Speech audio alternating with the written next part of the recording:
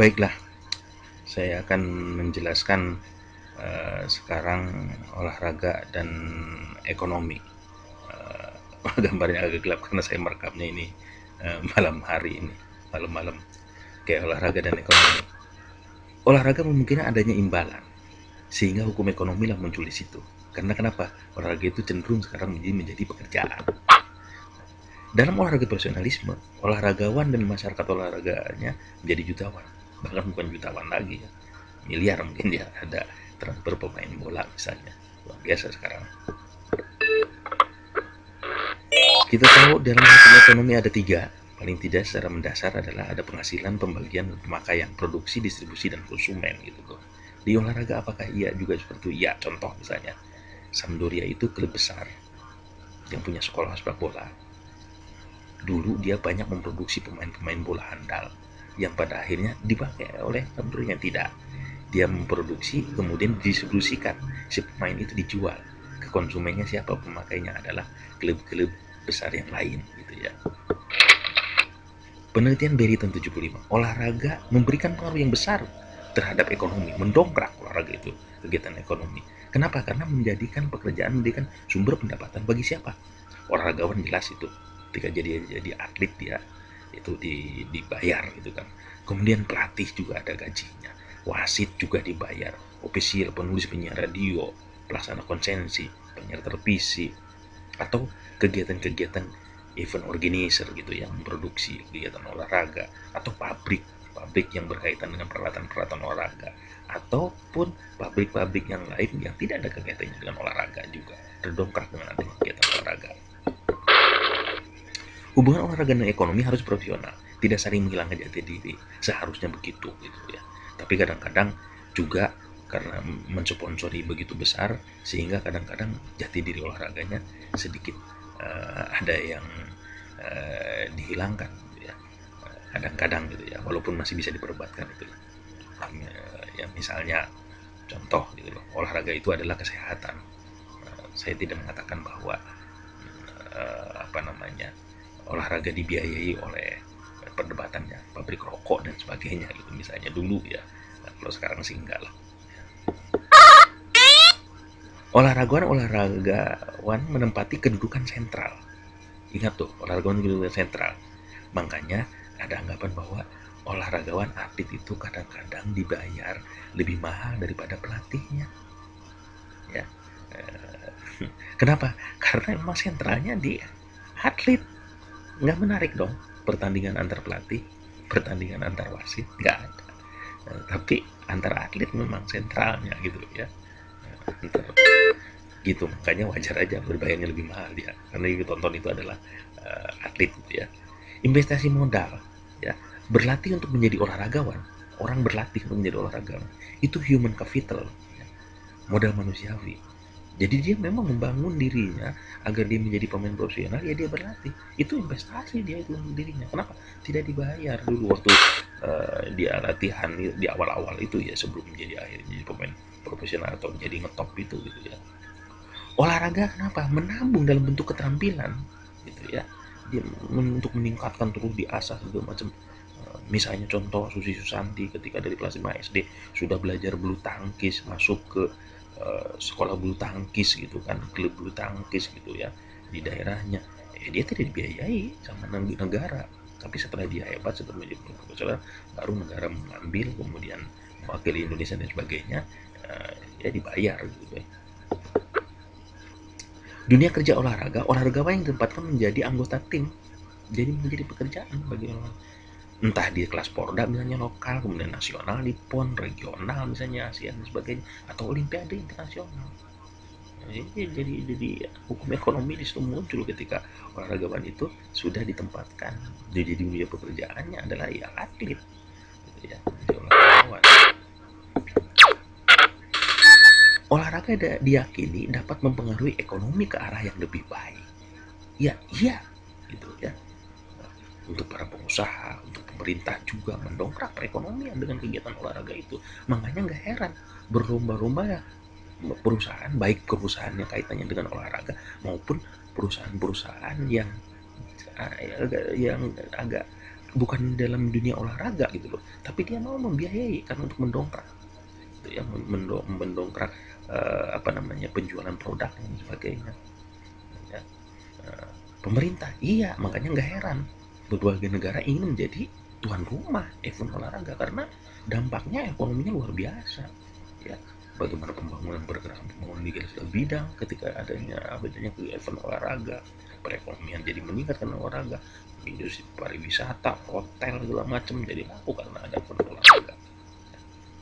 Kemudian beberapa kegiatan olahraga berdampak, diantaranya mempengaruhi prestise masyarakat, merangsang kegiatan ekonomi perusahaan non olahraga. Contoh, coba kalau Piala Dunia, sponsornya bukan hanya ini ya, sorry kalau saya harus menyebut nama produk kacang Garuda membiayai, nggak ada kaitannya kacang Garuda dengan dengan sepak bola. Emang kalau makan kacang Garuda banyak di sepak bola menjadi hebat gitu ya, enggak gitu kan, nggak ada kaitannya. Menciptakan lapangan kerja dengan adanya event olahraga ya, pengumpulan pajak gitu misalnya, kemudian ya bahasa sederhananya ya, ketika ada event olahraga yang tukang jaga karcis juga ada, dunia pekerjaan di situ ada gitu. Memberikan kesempatan untuk berkreasi bagi masyarakat event olahraga itu gitu ya. Kemudian memberikan moral penduduk gitu ya dengan adanya kegiatan olahraga karena sama-sama mendukung. Misalnya ketika timnas main sama-sama mendukung, jadi tidak ada berantem antar supporter ketika timnas yang main. Oh, jadi bonek, Aremania, Jackmania di situ, Violet, ya amat lah ke apa pendukung-pendukung klub sepak bola di Indonesia itu bersatu membela merah putih gitu, tidak berantem gitu. Beda sih kalau pertandingannya antar klubnya, baru dah di situ kadang-kadang rusuh gitu ya. Seven, beberapa menit ada kategori jutawan olahraga Pak. Mereka tergolong kaya dan sedikit sekali mengambil keuntungan dari kegiatan olahraga, mau keluar duit banyak. Bos-bos itu, contoh, ya saya harus menyebutkan pembahasan bagaimana membangun atletik. Nah, dia sedikit sekali menguruk duit dari atletik, malah dia banyak keluar uang untuk atletik gitu ya. Kemudian pengusaha olahragawan tempo dulu, ya, dulunya mantan mantan pemain itu ya, akhirnya dia bergerak juga tetap di dunia olahraga tapi bukan jadi pemain lagi karena sudah tidak jadi pemain lagi. Akhirnya dia berusaha dalam bidang olahraga, misalnya bikin sekolah bola voli, sekolah basket, sekolah sepak bola gitu yang banyak ya.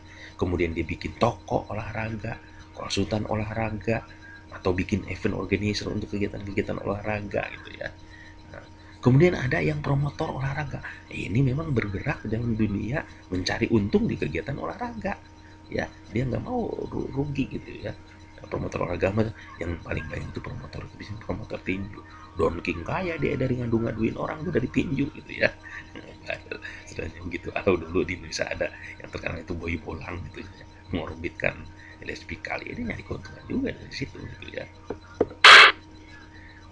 Keuntungan dalam bisnis olahraga diantaranya adalah apa? Penjualan karcis, penjualan hak cipta. Bagaimana ketika ada Piala Dunia, satu televisi itu luar biasa itu mengambil haknya, kemudian selesai pertandingan pesiaran tunda dan sebagainya, itu biasanya dijual lagi ke TV swasta yang lain ya untuk pertandingan berikutnya gitu ya. Hak siaran, sponsor, pengurangan pajak, fasilitas dari pemerintah dan sebagainya, disitulah keuntungan-keuntungan bisnis dari olahraga itu gitu ya. Ketika dia menjual produknya, pajaknya dikurangi oleh pemerintah karena dia mendukung sponsor dari kegiatan-kegiatan event olahraga gitu. Misalnya konsumerisme dalam olahraga, konsumen utama dalam kegiatan olahraga itu siapa? Ya penonton ya. Dengan cara apa? Ya macam-macam.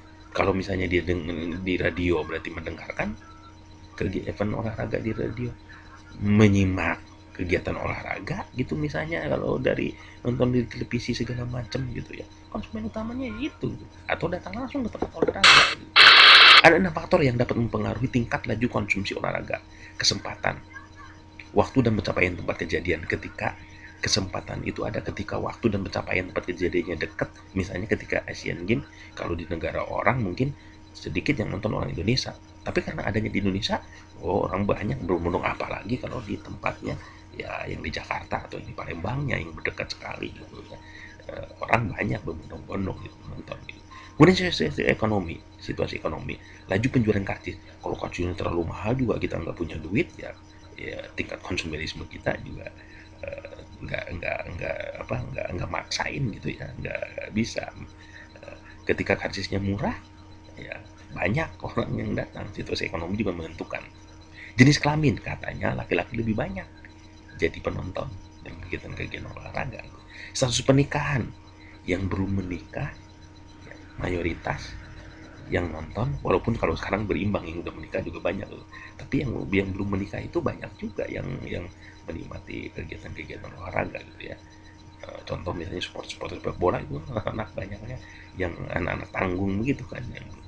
Kemudian tingkat usia, cenderung usia 35 tahun ke bawah yang paling banyak datang ke tempat lapangan untuk nonton ke event-event olahraga ya. Kemudian kemudahan mencapai arena jauh dekat tempat gitu ya, ke ke tempat arena itu. Mungkin itu ya konsumerisme dalam olahraga di antara. Yang jelas intinya adalah olahraga mendongkrak perekonomian, entah yang bergerak ekonomi industri dalam olahraga maupun industri yang bukan olahraga. Jadi itu ya, kita bisa tarik benang merahnya. Yang penting intinya adalah jangan saling menghilangkan jati diri. Jadi jangan terlalu mencampuri esensi olahraganya industri yang bukan olahraga itu gitu loh. Kemudian olahraga juga jangan merugikan juga yang sponsorship atau pihak industrinya. Saling menguntungkan lah antara industri dengan olahraga itu ya, paling tidak sedikit pembahasan tentang ekonomi dan olahraga. Penonton ada dua, ada yang melibatkan aspek kognitif dan afektifnya, ada yang melibatkan aspek psikomotor. Jadi penonton itu ada yang hanya bisa berkomentar, kemudian dia membeli baju ketika tim kesayangannya main, dia pakai bajunya gitu ya. Ada yang seperti itu yang dilibatkannya. Kemudian ada yang dilibatkan psikomotornya.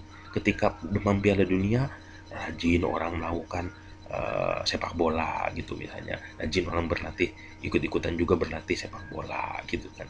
Misalnya gitu ya. Di antara melibatkan sisi psikomotornya, juga rajin berolahraga ketika sedang ada event olahraga, jadi rajin juga ikut olahraga juga itu, rajin olahraga.